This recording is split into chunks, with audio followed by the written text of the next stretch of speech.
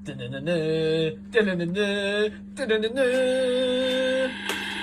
TV. How do there, guys, and welcome back to Edgar TV. And today we're going to follow on with the series that we're doing about things I would personally change to events, the ways that I feel that they could be a little bit better. Again, let's say these aren't things that I've heard are going to happen. These are just my personal opinion about what I'd change, what I'd do.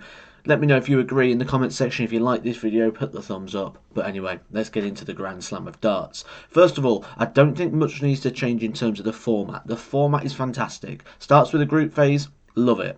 Moves on to a knockout phase. Love it.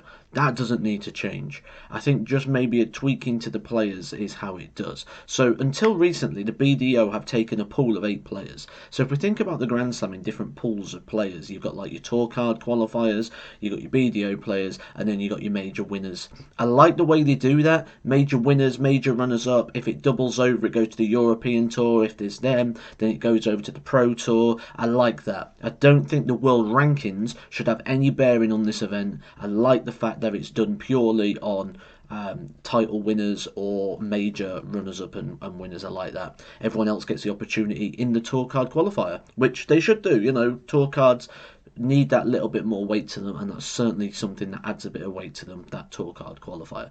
So what do we do with the other places? The 8 remaining places that was given to BDO players. I don't feel now that you just go, we've got 8 places, let's move them over to the WDF, or we've got 8 players, let's give them 4 to Mad Darts and 4 to this.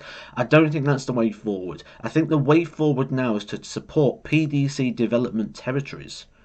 So the PDC has some worldwide territories that I think should be supported through the Grand Slam, and this is my proposal, what I would personally do for those 8 spots. Now, people like these around the world, these more amateur-based players coming into this event and like to see how they get on against the top pros. That's one of the appeals of the Grand Slam in the group phases. So let's have a look at what we've got. We've got Dart Players Australia, the PDC affiliated over in Australia.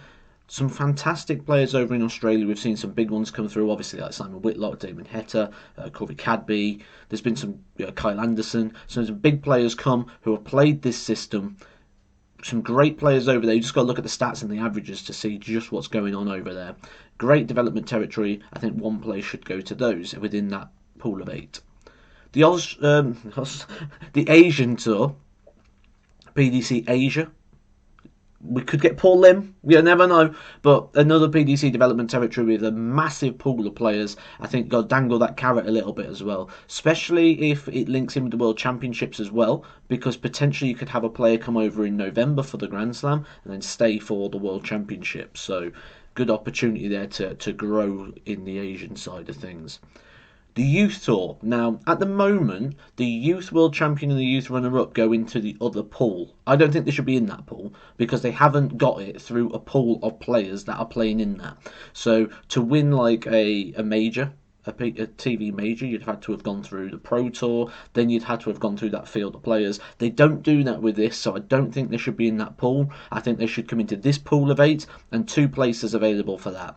I think it should either go to the World Championship winner and the top of the Development Tour rankings, or if that's the same player, then to the second place in said event around there. But yeah, two places to the Youth Tour, none to the Challenge Tour though. Which I see people, a lot of people say, oh, a place should go to the Challenge Tour for this, a place should go to the Challenge Tour for that. I don't think anyone on the Challenge Tour should ever get a place over even number 128 on the Pro Tour, because 128 on the Pro Tour won a tour card from a pool of players that is the Challenge Tour. So essentially, even number 1 on the Challenge Tour should come 129th in consideration when it turns up to getting into events. PDC America. This isn't something that currently exists, but I think it's something that should, and I think Danny Baggish has potentially opened the door for that, especially if he comes over and gets a tour card as well. If you look at what they've done with like the US Darts Masters and the World Series, the entry numbers are big for those events, and we've seen a lot of upsets and victories over the top players over there when they go to America. I wouldn't be surprised to see an American tour generated, and I think the Grand Slam would be a very good way to dangle that carrot. And again, that package deal. Grand Slam and World Championship for their number one. Come over for 2 months, 2 major events, 2 big opportunities, minimum sort of £10,000–11,000 in prize money. I think that could be the way forward for that. Debatable one. Personally, I'm not a big fan of this idea, but it's going to happen whether I am or I'm not, so I might as well chuck it in, so at least I can say I'm right.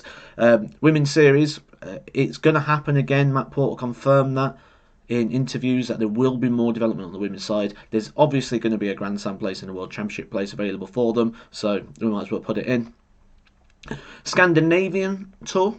So again, if we look at the development territory there, and we look at like Madus Razma, Darius Labanauskas, people that are, you know, flying the flag for that.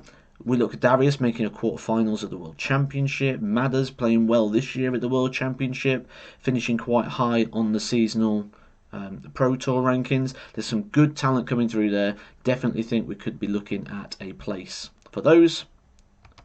And then one place available for the WDF. The WDF is sort of the replacement, I believe, for the BDO. They're picking up off the old BDO rankings.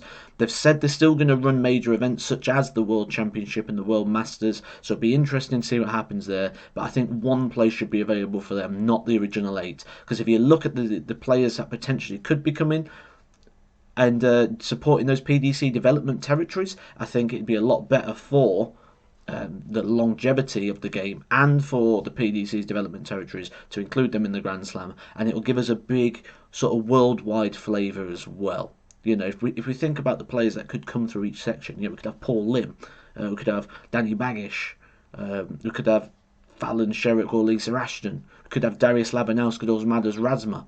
You know, there's some real good options there in terms of that pool of 8 players. What do you think, guys? Would you change anything about the Grand Slam? Do you agree that nothing really needs to change in terms of format? It's this 8 players really that are the debatable part of this. I don't think anything else needs to change. I think it's a great event. I love watching it. It's one of my favourite events to watch.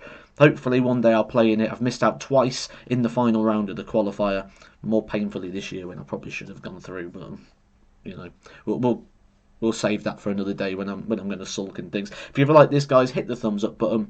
If you're new around here, hit the subscribe button, and I'll catch you soon, guys, for some more Edgar TV.